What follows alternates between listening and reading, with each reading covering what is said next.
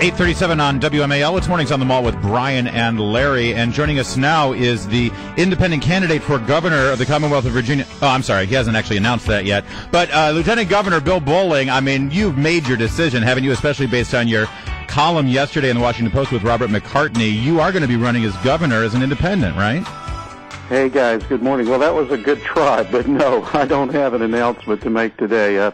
We've set a date of March 14th by which I'm going to have to make a decision one way or the other. But honestly, it's 50-50 at this point. There's, it's a challenging time for the Republican Party. There are a lot of what I'll call more mainstream Republicans like me. They're just not real happy with the current leadership and direction of our party.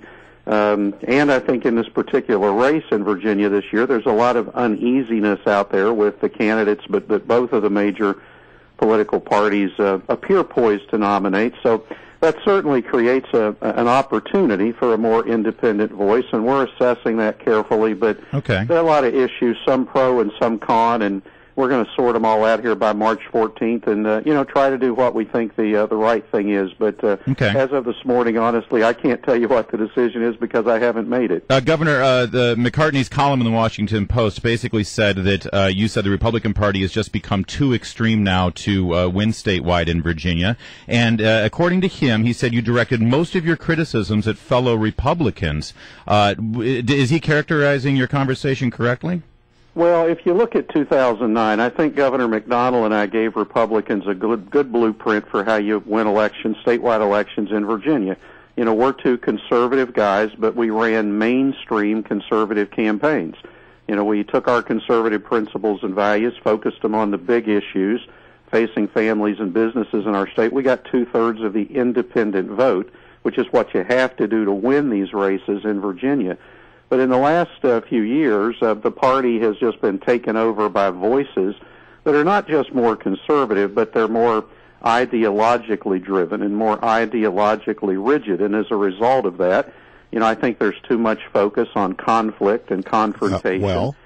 Too much focus, frankly, on issues that divide the people of Virginia as opposed to unite the people of Virginia. And we've got to get the party back to a more mainstream place if we want to connect with these more moderate and independent voters who, frankly, they don't care about ideology, they don't care about partisanship, they just want leaders that will work together to solve problems and get things done. So it's a challenging time for the party. In many ways, the party's in search of an identity. Got to decide what kind of image we want to present, what kind of issues we want to focus on, what kind of vision we offer for the future. That all starts with the kind of candidates we nominate and the kind of campaigns we run. All right, but let me just ask you this follow-up question, then we'll move on to talk about the transportation bill, which is also important to people. But Lieutenant Governor Bill Bolling, my question for you is, if you run as an independent, and if we got Ken Cuccinelli running as the Republican nominee, you split the Republican vote, we're talking about Governor McAuliffe. Well, I don't know that would be the case. First of all, if you look at the polls, what's happening right now, I'm getting about 15% of the vote, and I'm not even a candidate.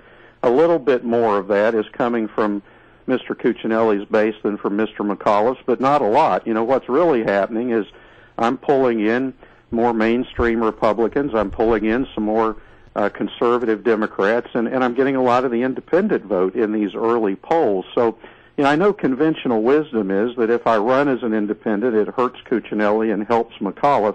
I'm not sure that I really agree with that conventional wisdom. I think there's a potential there for a credible independent candidate to draw some Republicans, to draw some Democrats, but to really connect with these more moderate and independent voters and maybe call people to a higher purpose, apart from the ideology and the partisanship, and just say, can we focus on the issues, the things that affect our quality of life? Can we check some of this ideology and partisanship at the door and, understand that, not every government program's a bad thing. Not everybody that receives a public benefit's a freeloader. There is a legitimate role for government to play in society. We want to limit it. We want to keep it focused on its core responsibilities. But at the end of the day, I've always thought most people want two things out of government. Number one, to the greatest extent possible, they just want government to stay off their backs, out of their lives, and leave them alone. But number two, in those areas where government has a legitimate role to play, They just want leaders to solve problems and get things done. And that's the kind of leadership I think Virginia needs. And if the two major political parties aren't going to offer it, then it's going to create an opportunity for a more independent voice to come along and call us to a higher purpose.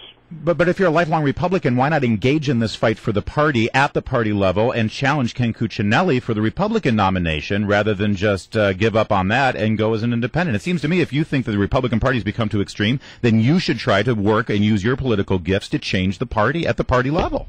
Well, that's an option. You know, we started out doing that. You know, Mr. Cuccinelli and I were competing for the Republican nomination for governor in a statewide primary. And unfortunately, what happened back in the spring of last year is that our party leadership was essentially overtaken by the Tea Party groups and the Ron Paul folks, and they voted to change the rules in the middle of the campaign and move from a primary to a convention, which really empowers those most conservative and ideologically driven voices within the party. And frankly, that was just a process in which we could not have successfully competed. We understood that, so we got out of that process. But look, you know, I haven't given up on that possibility. You know, I've got three decisions, three options that I think I can make here in the next couple of weeks. One is to stay in the Republican Party and work for reform within the party. Two is to separate myself from the party and become a more independent voice for Virginia and potentially an independent candidate for governor. Or three is to just turn the page and say, hey, I've had the privilege of helping lead the state for 22 years. Maybe it's just time for me to do something else. You know, look for another way to make a contribution to the betterment of our state. So we could talk. Those are all possibilities, and you know, we'll sort those out in the next couple of weeks and try to figure out what we think the right thing to do is. I would love to have a longer conversation with you about this, but we have about 45 seconds left. Traffic, the highway bill has sort of come out of the House and Senate. What's going to happen there? Well, I hope it passes. Look, we've got a historic opportunity this year to put about $900 million a year into highway construction and maintenance. We desperately need to do it in places like Northern Virginia, Hampton Roads, and Richmond. This is not a perfect bill. It is a compromise bill. Has a little bit of what the governor wanted, a little bit of what the Senate wanted, a little bit of what the House of Delegates wanted, but it is an historic opportunity for us to solve a problem that's been evading us for a long time, and I hope that we'll be able to get this bill passed in the Senate this week and in the House this week, signed into law by the governor. If we can do that, then we can actually stop talking about building a transportation system for the 21st century and really start building a transportation system for the 21st century. Lieutenant Governor Bill Bolling, thank you so much for joining us. I only wish we could take out. You should see our board is filling up, and we haven't even given out the phone number. Everyone wants to engage in this conversation with you. Let me ask you on that. Would you come back and take some calls from people? No, I'd love to do that. We'll book you. I'll have my folks talk to your folks. Yeah, let's do that. Let's definitely do that because it's definitely on people's minds. And when you're ready to make your announcement, you do it right here on WMAL. All right, thank you, Governor. Thanks, guys. I appreciate